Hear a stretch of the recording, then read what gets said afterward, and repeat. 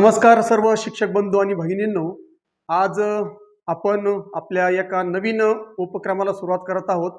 Mission आहे आपलं TET pass करणे, पहिल्याच प्रयत्नात टीईटी पास असं आपल्या या उपक्रमाचं नाव आहे। आणि 21 जून 2026 रोजी जी टीईटी परीक्षा होणार आहे, पेपर 1 आणि पेपर 2, त्यामध्ये जर आपण मराठी विषय घेत आहात तर मराठी विषयामध्ये आपल्याला 30 पैकी 30 मार्क कसे मिळतील हा माझा या ठिकाणी प्रयत्न असणार आहे। आणि म्हणून आजपासून आपण मराठी असेल, हिंदी असेल, त्यानंतर गणित, विज्ञान, सामाजिक शास्त्र हे जे आपले विषय आहेत, 5ही विषय आपण जे आहेत 150 मार्कापैकी आपल्याला 90 मार्क कोणत्याही परिस्थितीत मिळालेच पाहिजे हा माझा उद्देश आहे। म्हणून आजपासून आपण दररोज आपल्या या चॅनलशी कनेक्ट राहा, ज्याचं नाव आहे learn and Joy with J. दररोज आपण एक व्हिडिओ टाकणार आहेत, आपण विषयावर काही लेक्चर घेणार आहोत, अगदी सोप्या पद्धतीनं, अगदी सोप्या भाषेमध्ये, शुद्ध मराठीमध्ये आपण ते जे काही कंटेंट आहे, जे काही घटक आहेत ते आपण घेणार आहोत। म्हणून तुम्ही दररोज हा जो व्हिडिओ असणार आहे 15 ते 20 किंवा जास्तीत जास्त 30 मिनिटापर्यंत आपला व्हिडिओ असणार आहे, तो तुम्ही काळजीपूर्वक बघा। आणि चॅनलला जर सबस्क्राईब केलं नसेल तर सबस्क्राईब नक्की करा। सुरुवात करूया आज आपण मराठी विषयासाठी। मराठी विषय एकूण आपल्याला त्या ठिकाणी 30 प्रश्न असणार आहेत आणि 30 प्रश्नासाठी आपल्याला त्या ठिकाणी 30 गुण असणार आहे।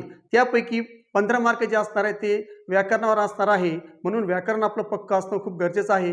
बाकी उतारा तर आपण सर्व व्यवस्थित करता, त्याबद्दल काही शंका नाही। आणि बाकी जे काही पेडॉलॉजी आहे ते पेडॉलॉजीचे प्रश्नसुद्धा तुम्ही सोडू शकता, परंतु आपल्या हक्काचे जे मार्क असतात ते मार्क आपण जाऊ नये म्हणून तुम्ही दररोज हा व्हिडिओ बघायचा आहे। तर सुरू करूया मग आपण आजच्या तासिकेपासून। आज आपण शब्दाच्या जाती ज्या आहेत तिथून सुरुवात करत आहोत। शब्दाच्या जातीपैकी आज आपण नामापासून सुरुवात करत आहोत। जर आपल्याला पुढे आणखी जर वेळ जर मिळाला तर आपण लगेच आजच सर्वनाम सुद्धा घेणार आहोत। तर मग सुरुवात करूया आपण आज आपल्या शब्दाच्या जातीपासून। मित्रांनो, शब्दाच्या ज्या जाती आहेत त्या एकूण 8 जाती आपल्या मराठी भाषेमध्ये आहेत, ज्यामध्ये 4 विकारी आहेत आणि 4 अविकारी आहेत। विकारीमध्ये नाम, सर्वनाम, विशेषण आणि क्रियापद या 4 जाती आहेत। त्यानंतर अविकारीमध्ये क्रिया विशेषण अव्यय, शब्दयोगी अव्यय, उभयान्वयी अव्यय आणि केवल प्रयोगी अव्यय।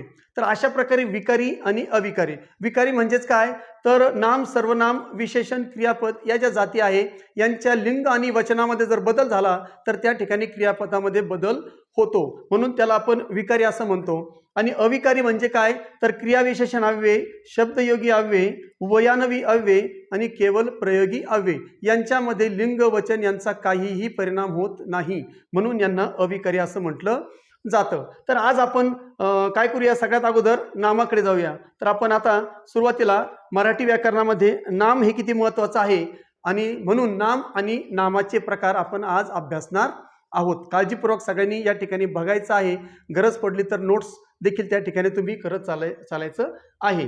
तर नाम म्हणजे काय, मराठी व्याकरणात प्रत्यक्ष किंवा काल्पनिक व्यक्ती, वस्तू, प्राणी, पदार्थ व यांच्या गुणधर्मांना दिलेल्या नावाला नाम असं म्हटलं जातं। मग ती व्यक्ती असेल, प्राणी असेल किंवा एखादी वस्तू असेल किंवा त्यांचे गुणधर्म असतील, या गुणधर्माला आपण कोणतं तरी नाव ठेवलेलं आहे आणि त्या प्रत्येक नावाला या ठिकाणी मराठीमध्ये व्याकरणामध्ये नाम असं म्हटलं जातं। भाषेमध्ये व्याकरण खूप गरजेचं आहे। तर मला आता आशा आहे की तुम्हाला नाम हे समजलं असेल। मग याचे काही उदाहरणं बघूया आपण। उदाहरणार्थ राम, भारत, मुलगा, नदी, घर, शाळा, तारा, ग्रह, गाव, शहर, देश, गंगा, हिमालय, आनंद, दुःख, प्रेम, गोडवा, नवलाई आणि सैन्य असे कितीतरी प्रकारचे नाम असतात। तुम्हाला नाम जर समजलं असेल, नामाचे उदाहरणं समजले असतील तर आपण आपला पुढचा जो भाग आहे तो नामाचे प्रकार, म्हणजे या ठिकाणी हे जे मी नामं लिहिलेले आहेत याच्यामध्ये 3 प्रकारचे नामं आहेत। ते 3 प्रकारचे नामं कोणते आहेत ते आपण पुढे बघूया पुढच्या स्लाइडमध्ये। तर बघा, या ठिकाणी नामाचे एकूण 3 प्रकार पडतात। नामाचे मुख्य किती प्रकार आहेत? 3 प्रकार। पहिलं आहे सामान्य नाम। मग आता सामान्य नाम म्हणजे काय ते समजून घेऊया आपण अगोदर। एकाच जातीच्या सर्व वस्तू, व्यक्ती, प्राणी, पदार्थ किंवा ठिकाण यांना किंवा यांच्यातील समान गुणधर्मामुळे जे नाव दिले जाते त्याला सामान्य नाम असे म्हणले जाते। म्हणजेच काय तर व्यक्ती असो, वस्तू असो, प्राणी असो किंवा ठिकाण असो, यांच्यामध्ये समान गुणधर्म असल्यामुळे, हे सर्व सारखं असल्यामुळे त्यांच्या संपूर्ण जातीचा जेव्हा आपल्याला बोध होतो, असं जर नाम असेल तर त्या नामाला सामान्य नाम असं म्हटलं जातं. थोडक्यात काय, की ज्या शब्दामुळे संपूर्ण जातीचा बोध होतो त्या नामाला आपण सामान्य नाम असं म्हटलं जातं. उदाहरणार्थ काय मग, उदाहरणार्थ मुलगी. बघा, मुलगी शब्द जेव्हा घेतो तर आपल्या डोळ्यासमोर अनेक प्रकारच्या मुली उभ्या राहू शकतात किंवा आपल्या डोळ्यासमोर मुली येऊ शकतात. दुसरं आहे शाळा. शाळा म्हणलं की पर्टिक्युलर आपल्याला एका शाळेचा चित्र आपल्या डोळ्यासमोर येणार नाही किंवा आपण सांगणार नाही, परंतु शाळा म्हणलं की कितीतरी प्रकारच्या शाळा आपल्या समोर येऊ शकतात. नदी, कितीतरी प्रकारच्या नद्या आहेत, म्हणून नद्या, ह्या सगळ्या नद्या असल्यामुळे त्यांना आपण त्या प्रकारच्या ठिकाणाला आपण नदी असं म्हणतो. गाव, त्याच्यानंतर शहर, झाड, तारा, अशा प्रकारे जेवढे काही हे या ठिकाणी नामं आहेत, या नामाचा जेव्हा आपण उच्चार करतो किंवा बोलतो तेव्हा त्यांच्या संपूर्ण जातीचा बोध या ठिकाणी होतो. म्हणजेच काय, तर त्यामध्ये समान गुणधर्म असल्यामुळे त्यांचं जे नाव आहे त्याला आपण सामान्य नाम असं म्हणतो. त्याच्यानंतर त्याचे सुद्धा काही उपप्रकार आहेत. या सामान्य नामाचे उपप्रकार आहेत. मला आशा आहे तुम्हाला सामान्य नाम समजत असेल. तर सामान्य नाम म्हणजे काय, असं नाम की ज्याच्यामुळे त्याच्या संपूर्ण जातीचा आपल्याला बोध होतो किंवा उल्लेख होतो. मग याचे सुद्धा दोन प्रकार आहेत, ते आपण लक्षात ठेवायचे आहेत. एक आहे द्रव्यवाचक सामान्य नाम. सोने, पाणी, दूध, तेल अशा प्रकारचे द्रव्य जे पदार्थ असतात त्या सर्व द्रव्य पदार्थांच्या नामाला या ठिकाणी द्रव्यवाचक सामान्य नाम असं म्हटलं जातं. दुसरं आहे त्याच्यामध्ये समूहवाचक नाम. वर पण या ठिकाणी आपण बघितलं तर द्रव्य पदार्थ आहेत आणि या ठिकाणी समूहवाचक, गठ्ठा किंवा एकत्रितपणे त्या ठिकाणी ती गोष्ट आलेली असते. उदाहरणार्थ सैन्य. सैन्याचं त्या ठिकाणी एकापेक्षा जास्त सैन्य त्यामध्ये उभं असतं, त्या टोळीला सैन्य असं म्हटलं जातं. किंवा थवा, पक्ष्यांचा थवा आपल्याला माहिती आहे. आकाशातून जेव्हा अनेक पक्षी एकत्र जातात तेव्हा आपण त्याला थवा म्हणतो. तर थवा हा शब्द सुद्धा काय आहे, सामान्य नाम आहे, परंतु ते समूहवाचक या उपप्रकारामध्ये मोडतं. त्यानंतर ढीग किंवा जुडी, एखादी आपल्याला मेथीच्या भाजीची जुडी असेल किंवा कोणती तरी जुडी असते किंवा एखाद्या गवताची जुडी असेल किंवा रास, धान्याची रास असते. अशा प्रकारे हे जे शब्द आहेत ते शब्द समूहवाचक सामान्य नामामध्ये मोडतात. तर तुम्हाला या ठिकाणी सामान्य नाम समजलं असेल. म्हणजेच काय, तर ज्या शब्दामुळे किंवा ज्या नामामुळे संपूर्ण जातीचा बोध होतो अशा नामाला सामान्य नाम असं म्हटलं जातं. त्याचे उदाहरण बघितलेलं आपण. एक वाक्य दिलं जाईल, मुलगी शाळेत जाते. जर मुलगी या वाक्याखाली अंडरलाईन असेल तर ते आहे सामान्य नाम. त्याच्यानंतर आणखी एखादे, आमच्या गावातून नदी वाहते. आणि नदी खाली जर अंडरलाईन असेल तर नदी हा नामाचा कोणता प्रकार आहे, तर तो सामान्य नाम आहे. कारण नदी म्हटलं की आपल्यासमोर कोणती तरी एक अशी सेपरेट नदी येत नाही. किंवा मी जर म्हणलं गंगा नदी, मग मात्र आपल्यासमोर गंगा हेच गंगा नदीचं चित्र उभं राहील किंवा गंगा नदी आपल्या डोळ्यासमोरून येईल. परंतु नदी म्हटलं की सगळ्या नद्यांचं चित्र आपल्या डोळ्यासमोर उभं राहतं. म्हणून अशा प्रकारच्या शब्दाला किंवा नामाला सामान्य नाम असं म्हटलं जातं. दुसरा जो प्रकार आहे, दुसरा प्रकार आहे विशेष नाम. मी आताच काही एका सेकंदापूर्वी म्हटलं की गंगा नदी. नुसतं नदी म्हटलं तर त्या ठिकाणी अनेक प्रकारच्या नद्या आपल्या समोर येतात. परंतु गंगा नदी म्हटलं, गंगा जर म्हटलं तर मग गंगा ही नदी भारतामध्ये एकच आहे, जगामध्ये एकमेव आहे. म्हणून आपल्यासमोर ती त्या ठिकाणी एकच नदीचं चित्र डोळ्यासमोर उभं राहील. तर मग अशा प्रकारे या ठिकाणी जर तुम्ही बघितलं तर ज्या नामाने एखाद्या विशिष्ट व्यक्ती, वस्तू, प्राणी, ठिकाण यांचा बोध होतो. बघा, मी म्हटलं की या ठिकाणी जेव्हा एखाद्या विशिष्ट व्यक्तीचा, वस्तूचा, प्राण्याचा किंवा ठिकाणाचा बोध होतो तेव्हा त्या नामाला काय म्हणतात, विशेष नाम असं म्हटलं जातं. जसं मी म्हटलं की गंगा नदी म्हणजे गंगा. त्यानंतर आपल्या जगामध्ये सर्वात उंच जो आहे हिमालय, मग आपण काय म्हणू शकतो, हिमालय. जगामध्ये एकच आहे तो हिमालय पर्वत, म्हणून हिमालय म्हटलं की ते आहे विशेष नाम. आणि पर्वत जर म्हटलं तर ते आहे सामान्य नाम. कारण पर्वत म्हणलं की अनेक प्रकारचे पर्वत आहेत, परंतु हिमालय म्हटलं की आपल्यासमोर फक्त हिमालयाचंच चित्र उभं राहतं. म्हणजे हिमालय हे आहे विशेष नाम आणि पर्वत आहे सामान्य नाम. आता तुम्हाला नक्की त्या ठिकाणी समजलं असेल. उदाहरणार्थ राम, या ठिकाणी नाव ठेवलेलं आपण. राम म्हटलं की एक राम नावाचा विद्यार्थी आपल्या डोळ्यासमोर येऊ शकतो. नंदा हे एक मुलीचं नाव आहे. नंदा म्हणलं की एक नंदाच आपल्या मुलगी आपल्या डोळ्यासमोर उभी राहू शकते. की पण मुलगी जर म्हटलं तर मग मात्र अनेक प्रकारच्या मुली येऊ शकतात. म्हणजे मुलगी हे आहे सामान्य नाम आणि नंदा आहे विशेष नाम. तसं मुलगा म्हटलं हे आहे सामान्य नाम आणि राम म्हटलं की ते आहे विशेष नाम. त्याचप्रमाणे गंगा, भारत, मुंबई, हिमालय अशा प्रकारचे जे नावं आहेत विशेष, त्यांना या ठिकाणी काय म्हणतात? विशेष नाम असं म्हटलं जातं. म्हणजेच काय? विशिष्ट आपल्याला व्यक्ती, वस्तू, प्राणी किंवा ठिकाणांचा बोध होतो. आता तिसरा जो प्रकार आहे, तिसऱ्या प्रकाराकडे आपण जाऊया. शेवटचा प्रकार याचा भाववाचक नाम. आता भाववाचक नाम म्हणजेच काय? ज्या नामाने व्यक्ती, प्राणी, वस्तू यांच्यामधील, बघा, व्यक्ती, वस्तू, प्राणी यांच्यामधील गुण, चांगला, वाईट, त्यानंतर धर्म, त्यानंतर भाव, म्हणजेच काय? यांच्यामधील गुण किंवा धर्म किंवा भाव यांचा बोध होतो, त्यास भाववाचक नाम असे म्हटलं जातं. म्हणजे व्यक्ती, वस्तू किंवा या ठिकाणी प्राणी यांच्यामधील जे काही गुण असतात, गुणधर्म असतात, त्याच्यानंतर त्यांच्यामध्ये काही भाव असतात, आपल्या मनामध्ये सुद्धा भाव असतात, अशा प्रकारचे जे भावना असतात, त्या सगळे भाव किंवा भावना यांच्यासाठी आपण जे शब्द वापरतो त्या सर्व शब्दांना भाववाचक नाम असं म्हटलं जातं. आता तुमच्या लक्षात आलं असेल. उदाहरणार्थ बघा, धैर्य ही एक आपल्या मनामध्ये असलेला भाव आहे.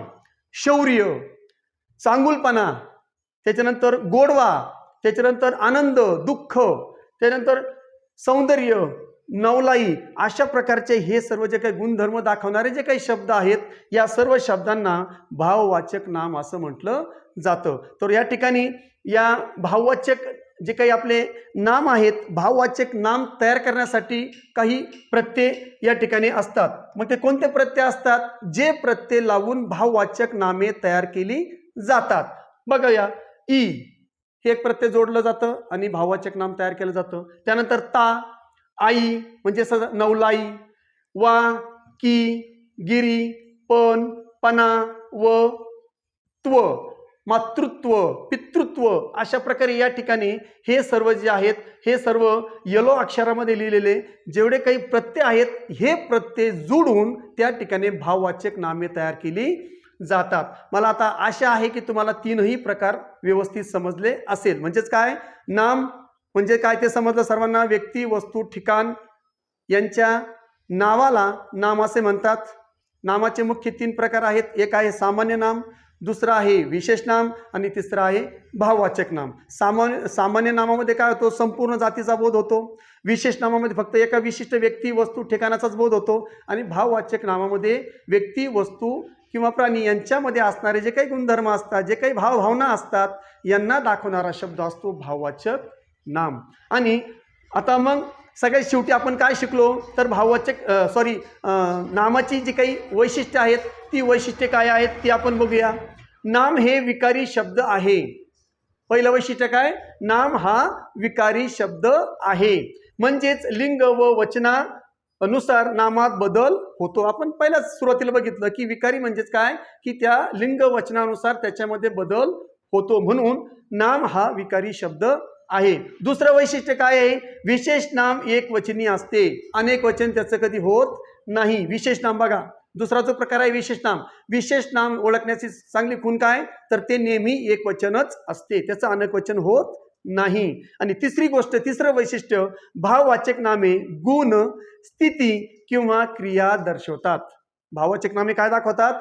व्यक्ती, वस्तू किंवा प्राणी यांच्यामधले गुण दाखवतात, किंवा एखादी स्थिती दाखवतात, किंवा या ठिकाणी क्रिया दाखवली जाते. अशा प्रकारे या ठिकाणी जे काही नाम आहे, नाम आणि नामाचे प्रकार ते या ठिकाणी आपण बघितलेले आहेत. तर मला आशा आहे की तुम्हाला या ठिकाणी नक्की नाम आणि नामाचे सर्व प्रकार समजले असतील. आता काही उदाहरणं बघूया आपण यांचे. सर्वांसाठी काही वाक्य आपण बघूया, ज्यामुळे आपल्याला या ठिकाणी नामा आणि नामाचे प्रकार ओळखायला सोपे जातील. या ठिकाणी मी 6 वाक्य मुद्दाम घेतलेले आहेत. प्रामाणिकपणा ही चांगली सवय आहे. प्रामाणिकपणा या शब्दाखाली अंडरलाईन केलेली आहे. प्रामाणिकपणा आपल्यामध्ये असणारा, व्यक्तीमध्ये असणारा काय दाखवतो? गुण दाखवतो. म्हणून प्रामाणिकपणा हे भाववाचक नाम आहे. त्यानंतर राम दररोज शाळेत जातो. राम म्हटलं की माझ्या समोर राम नावाचा एक मुलगा उभा राहतो. राम दररोज शाळेत जातो म्हणजे हे आहे विशेष नाम. यामुळे कोणत्याही संपूर्ण जातीचा बोध होत नाही, फक्त या राम विशिष्ट व्यक्तीचा या ठिकाणी बोध होतो. म्हणून राम हे काय आहे? विशेष नाम आहे. आमच्या गावातून नदी वाहते. या ठिकाणी नदी बघा, नदी म्हणलं की अनेक नद्यांचं चित्र आपल्या डोळ्यासमोर राहतं, मी सांगितलं. म्हणून नदी हे सामान्य नाम आहे. आहे, त्याच्या गाण्यात एक वेगळाच गोडवा आहे. तर या ठिकाणी गोडवा हा आहे आपल्या मनातला भाव, म्हणून या ठिकाणी गोडवा जो आहे तो भाववाचक नाम आहे. हिमालय सर्वात उंच पर्वत आहे. हिमालय म्हणलं की आपल्या समोर फक्त एकच पर्वत येतो, तो म्हणजे हिमालय, म्हणून या ठिकाणी ते विशेष नाम आहे. आणि शेवटचं, भारतीय सैनिकांनी शौर्य दाखवले.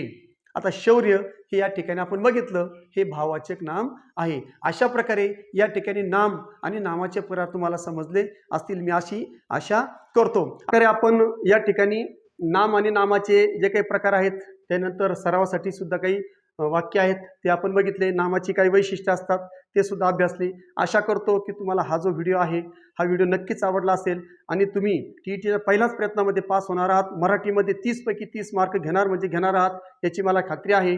तर नक्की प्रयत्न करा आणि पुढचे सगळे व्हिडिओ मात्र मराठी संदर्भात असतील, हिंदी संदर्भात असतील किंवा सामाजिक शास्त्र संदर्भात असतील, गणिता संदर्भात असतील, विज्ञाना संदर्भात असतील, जेवढे काही व्हिडिओ आहेत ते सगळे बघा. आपल्या चॅनलशी कनेक्ट राहा आणि या ठिकाणी पहिल्याच प्रयत्नामध्ये TET जी आहे ती TET पास करा. पेपर पहिला असो की दुसरा असो, तुम्ही मागे राहणार नाही याची मला गॅरंटी आहे.